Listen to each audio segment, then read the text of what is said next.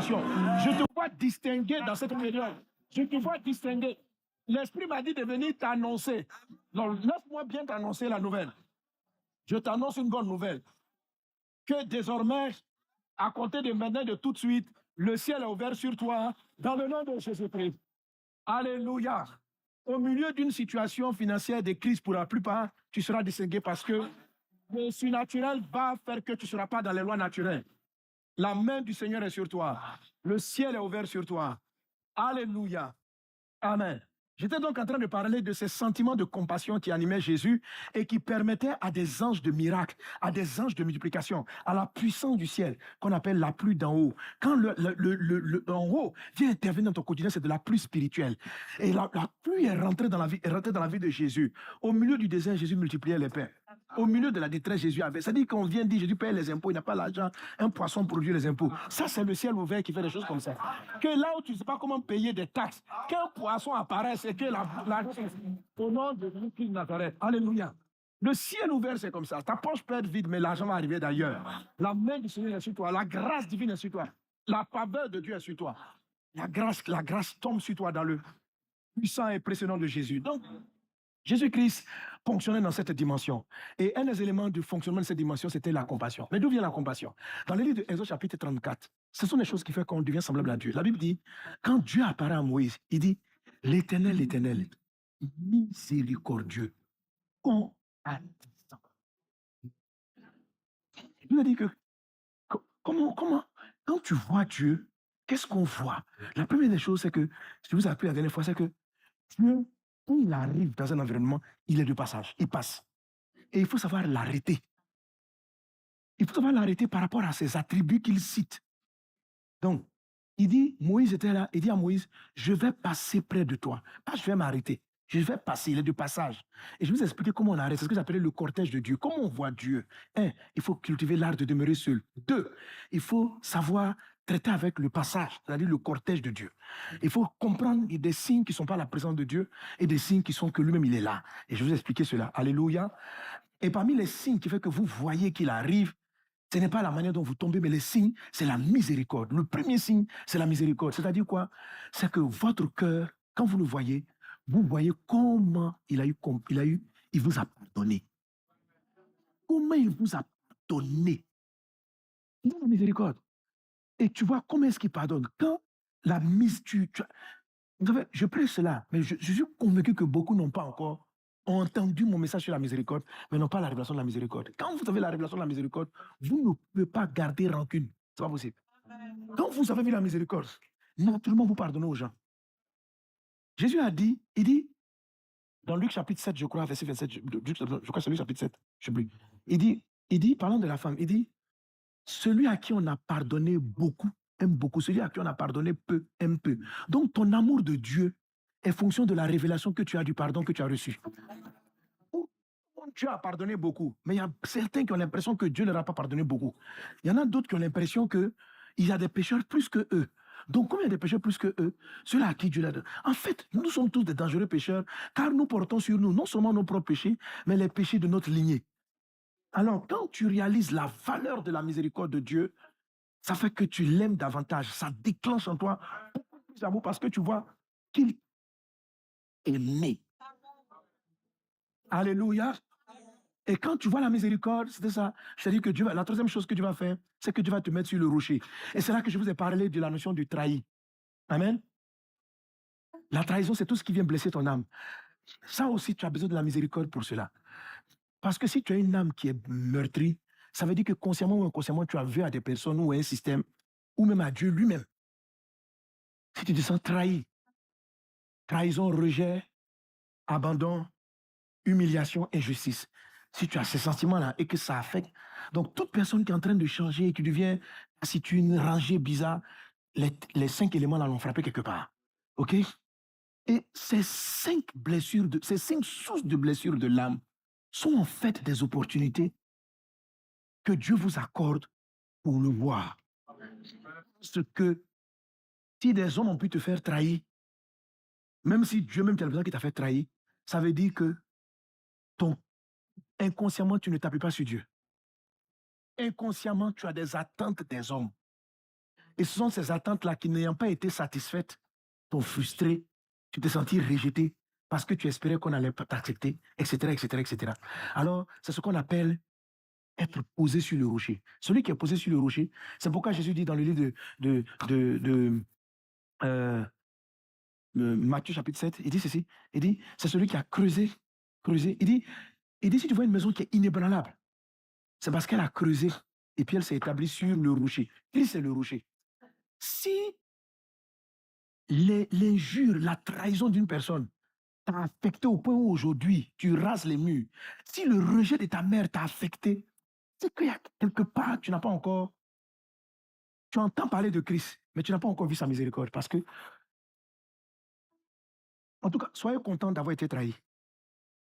Trahi, ça fait mal, mais je t'assure que c'est la route pour rencontrer Dieu. Être rejeté, ça fait mal, mais ça va te donner d'avoir la relation de Christ. Parce que si tu arrives à passer cette étape, et puis dis, Seigneur, je vois en toi que tu es celui qui m'accepte. Tu es celui qui sait accepter. Tu es celui qui ne rejette pas. Tu es le seul qui ne trahit pas. Tu es le seul en qui il n'y a aucune injustice. Tu es le seul en qui il n'y a aucune humiliation. Et quand ça sera la miséricorde, quand tu vois ça, et que ça devient une réalité pour toi, c'est comme si Dieu vient te mettre ta vie inébranlable. Autrement dit, il n'y a aucune personne, y compris ton conjoint, y compris tes amis les plus intimes, qui est capable de t'affecter. C'est pas possible. On ne peut plus te blesser. Tu n'es plus blessable. Parce que quelqu'un qui te fait du mal, au lieu de le regarder en il m'a blessé, tu as plutôt de la compassion. Et c'est ce que je voulais traiter dimanche dernier, le temps m'a manqué. Où la miséricorde, quand vous la voyez, vous développez dans votre âme des excuses pour tout. Quelqu'un qui a fait la miséricorde, il excuse tout le monde. Les gens même viennent t'insulter, ils font un plan contre toi. Tu dis non, s'il a fait ça, tu vois, quand il était enfant, c'est comme ça l'excuse. On dit non, quand il était enfant, son papa l'a tellement trahi que lui, il est devenu un méchant. Donc, c'est pour ça qu'il fait ça. Il ne fait pas exprès. Oh.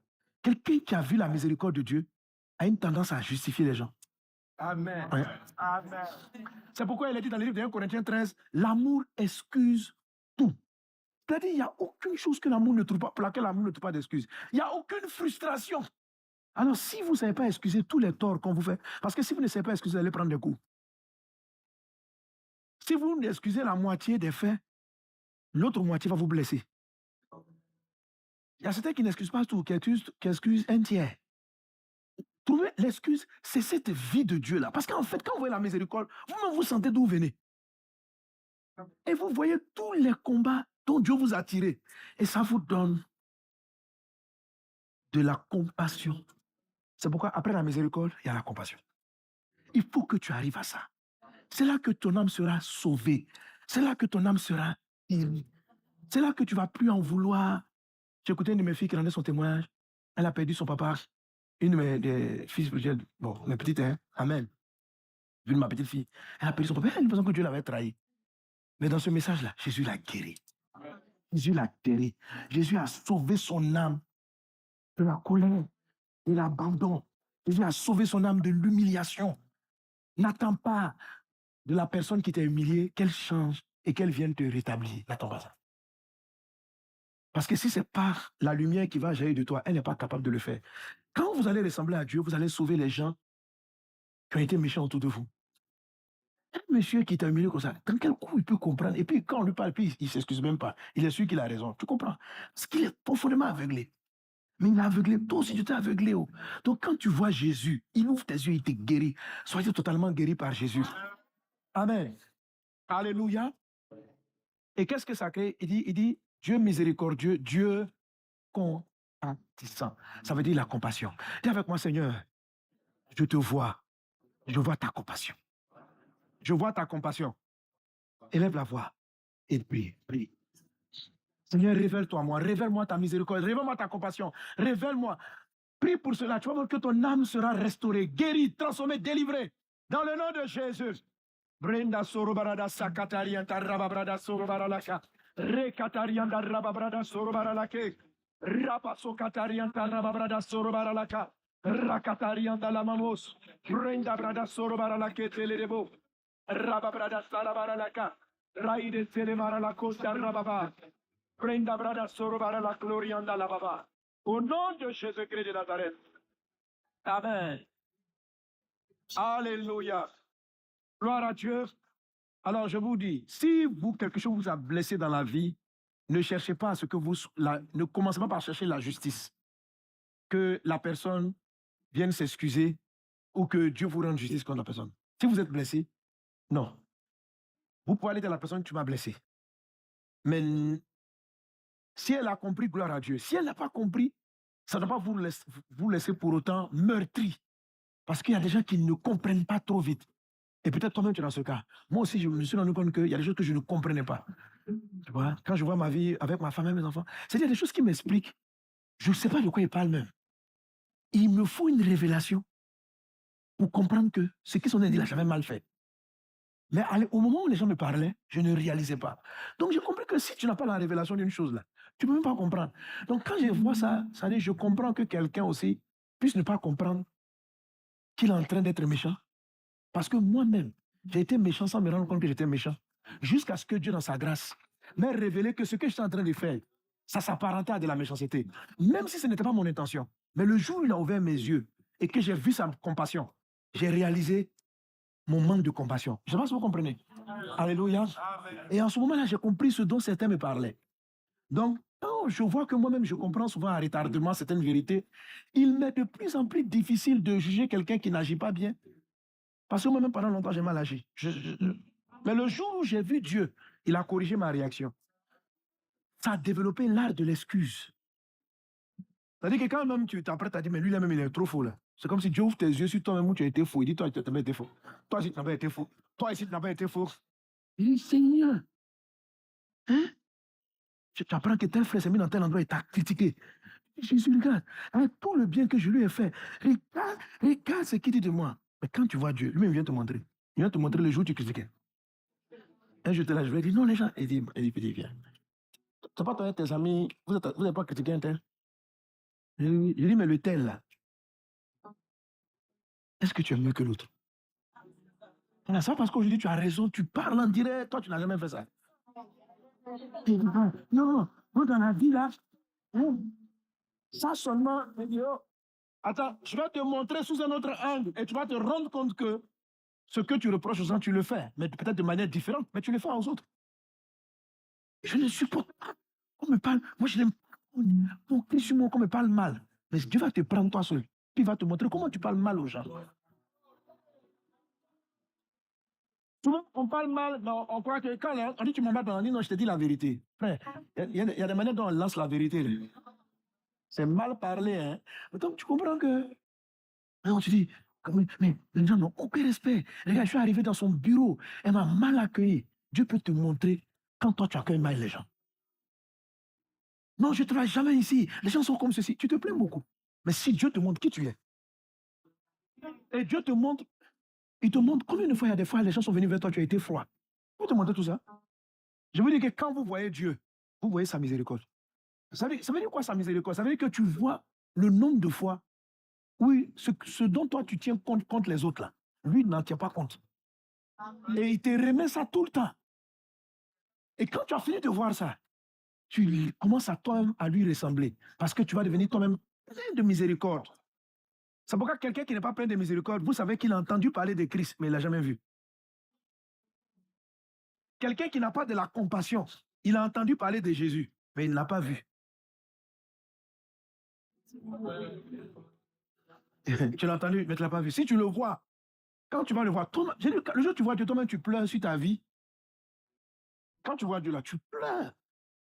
Parce que tu te rends compte que Dieu est bon pour moi. Donc, quand tu sors là, tu as la force de prier pour les gens bizarres. Quand tu n'as pas vu Dieu, tu es prompt à demander le jugement de Dieu sur autrui. Mais quand tu vois la miséricorde, tu te dis, waouh, moi-même, je mérite tellement d'être jugé. Je mérite d'être renvoyé. Je mérite sa grâce. Et ça libère en toi la capacité d'aimer les autres. Celui à qui on pardonne beaucoup aime beaucoup. Celui qui a l'impression qu'on lui a pardonné peu, il aimera peu. Plus tu réaliseras les pardons que toi-même, dont toi-même tu as bénéficié, plus tu vas aimer Dieu et tu vas aimer les autres. Et tu vas découvrir en toi que l'amour est ce que tu pourrais dire. Nous l'aimons parce qu'il nous a aimé le premier. Donc, si j'arrive à voir la manière dont il m'a aimé, je saurais aimer. Amen. Si je ne sais pas aimer, je ne sais pas pardonner, je suis rancunier, j'ai des difficultés, je parle mal aux gens, c'est parce que, et puis tu es un bon chrétien en même temps, c'est-à-dire tu fais tout ça, et puis tu es un très bon chrétien. C'est que tu es les gens de Job. Tu as entendu parler et tu n'ont pas vu. Tu as entendu parler de Dieu, mais tu ne l'as pas encore vu. Amen. Que tu vois Dieu au nom de Jésus. Amen. Que tu vois Dieu au nom de Jésus. Alléluia. Alors, quand